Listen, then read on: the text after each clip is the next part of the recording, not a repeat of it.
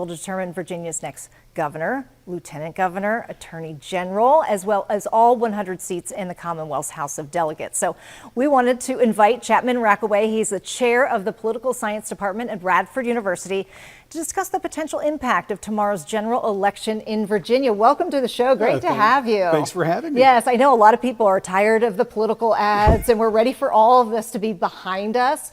But this is so important, number one, to vote, which we're seeing, and also to pay attention to these state elections. Why is it so important? Well, the state is really much more relevant to all of our daily lives than even the federal government is. So while the federal government takes a lot of the oxygen out of the room, and obviously with the shutdown, we're spending a lot of attention there, but the quality of our roads, our schools, and so on, these are really directly impacted by the state elections. So even though we're kind of on an island here in Virginia doing odd year elections and they're only state, they're really vitally important for our basic quality of life, which is so great here in the Commonwealth. I always say that the real change starts at home, right here in your own state and your own community. So you have to get involved. That's exactly right. And there's great opportunities for that too. Only 54.9% of eligible Virginians voted in the 2021 elections. So a good half of people are not taking the few minutes to either fill out and mail in or go in and cast a ballot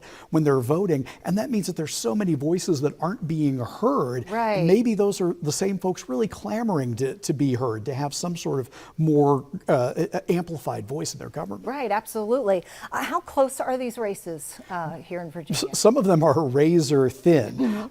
In my own area, there's the House of Delegates race between Chris Obenshain and Lily Franklin. I think that's going to be the closest race in the Commonwealth. Probably won't see a margin of more than 250 votes there. But then the three constitutional offices, governor, lieutenant governor, and attorney general, those have mostly been within 10 points of each other throughout the election, and especially the attorney general's race has been back and forth with each one of the candidates leading at different times. So truly a few thousand votes could make the difference between winning and losing in 2025. Yeah, before the show we were talking about Lily Franklin in that District 41, which is typically Republican, but she only lost by, what did you say, 123 votes 135, last time? Yeah, so I mean, this really could be very, very close, which is very strange for that district, right? Why do you think that is? It is a little bit strange, but then when you look at the times, you know, it is always easier to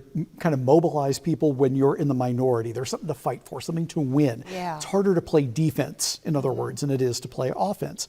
And so you look at kind of the situation with DOJ earlier this year. There's a lot of people, especially in the northern parts of the state, who are angry about that. There's some backlash against President Trump and Republicans because they're in the majority power right now. And that district is a little bit more purple than it would seem red. And then you've got Lily Franklin, who runs a really competitive professional campaign. She's well supported, well funded, it's got a professional staff behind her. So you put all that together and it has all the makings of a close race. Wow, it'll be interesting to see. Let's talk a little bit about, you know, this election. Could this be an indicator for the 2026 midterms? Usually these Virginia elections are. So I very much do expect that this will be a bit of a preview of 2026. The nation's eyes are on us here in Virginia, even more so than in New Jersey. We're seen as more of a bellwether state, one that kind of indicates where things are moving. So I think that that's why we're seeing a lot of national attention on these races. Yeah, a lot of money being poured into a lot of these. Millions upon millions of dollars, absolutely. And we're seeing it on the air for sure. Those are those things you can't avoid. I know. Okay, I wanted to ask you about the government shutdown because my opinion was that it would come back open and things would start running again after the election. You have a much gloomier outlook. What do you think? I think that we might see this through the Christmas holiday. Wow. I think that both sides have kind of retrenched themselves. I think that it might be until the new year kicks in, there's a new impetus for both sides to come to the table, because that's when the midterm election season is going to begin. And so both sides are going to want to start claiming credit for things rather than just blaming the other side. But I think it might take us that long to get there just because both sides have retrenched so much over the last 31 days. Yeah, they have dug into their heels and there's no communication whatsoever, which is really scary. And you know, I hope you're wrong, but but So do I. Trust me on that. I know. I have a lot of friends, a lot of people that I know who are really negatively affected by Yes, this. so many. It's one of those things where you don't want to be the harbinger of doom Yeah. on this.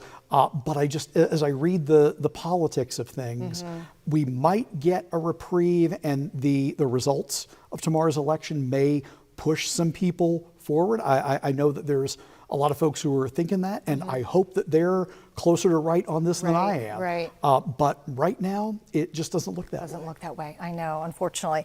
Chapman, thank you so much for being here. We're out of time, but we will be watching and we will be covering all of the results as they come in tomorrow right here on WDBJ7.com. But we appreciate your perspective. Thank you.